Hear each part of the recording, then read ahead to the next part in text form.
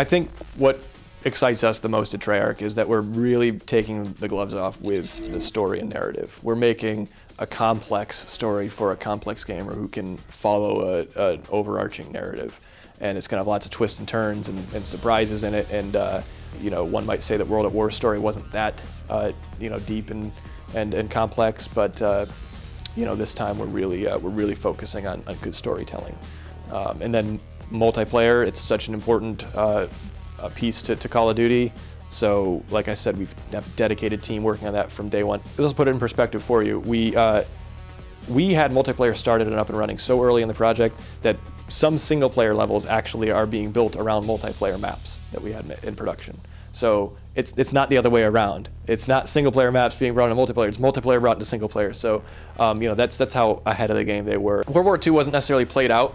We did a lot of World War II games. That's no secret. But to us, Black Ops, this Cold War setting, was just it was an opportunity. It's never been done before in the Call of Duty franchise, and really any other Cold War era shooter.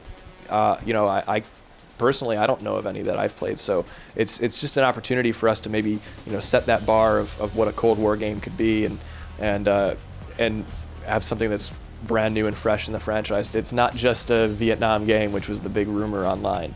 It's a game that has some Vietnam in it for sure, but it's not about Vietnam, and it's going to take you around the globe from a number of different deniable operations. These Black Ops, these things that if these soldiers were captured, that we would have to disavow all knowledge of, because it would start World War III.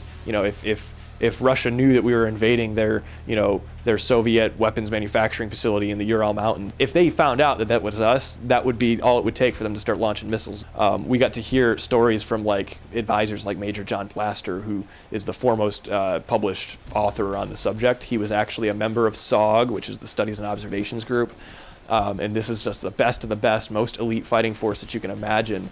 They would operate in Vietnam and in other areas around the world, and they would do these missions that are just crazy. And they could have anything. They would walk into an armory and they'd go, all right, I need 3 50 cals, and I need to retrofit that Jeep with this 50 cal, and we need to have that Huey, and they would just select whatever they needed for their mission, and they could have it. They could take it. So.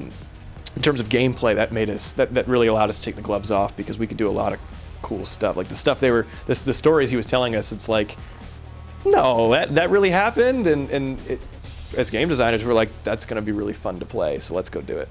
These are black operatives. You need to be able to handle the wide array of combat scenarios, whether it's the stealthy sequence or the run and gun action sequence, kick and ass sequence, even the weapon ammunition type. You got to experiment with either the different tips for your crossbow, whether it's just your traditional bolt or your explosive tip.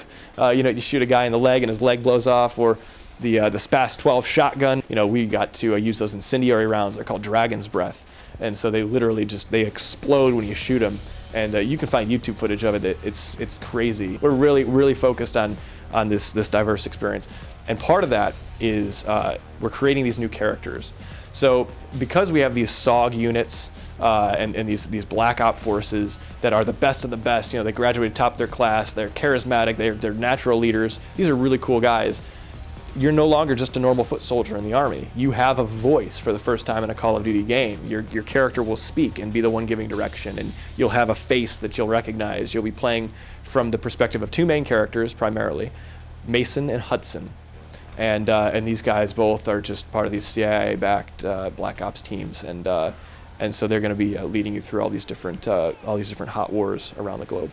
We've been working on Call of Duty games for years. We had Call of Duty 2 Big Red 1, Call of Duty 3, Call of Duty World at War, Modern Warfare Reflex for the Wii. It's just we have a really long track record in the Call of Duty franchise, and we feel like we really understand the engine well and the fans well, and so this game hopefully is going to be that pinnacle of all the learning, and so we're really taking the gloves off with this one, and we're committed to making the best game that we've ever made.